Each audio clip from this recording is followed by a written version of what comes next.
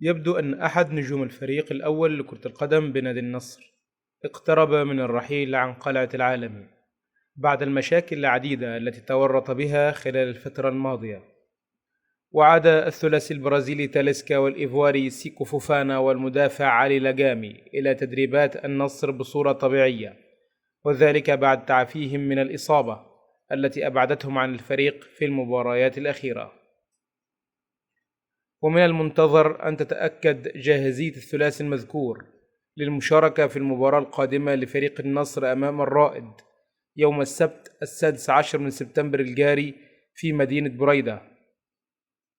وانتشر فيديو على موقع التدوينات القصيرة إكس يتواجد به البرازيلي أندرسون تاليسكا وهو يدخن النرجيلة أو الشيشة في تصرف غير لائق لنجم عالمي.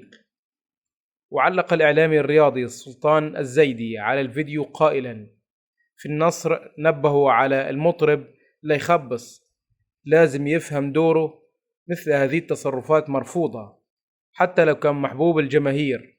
مقطع منتشر له في كل مكان لا يليق بلاعب كرة قدم له تاريخه وقيمته ويلعب في نادي عظيم له تاريخه وقيمته.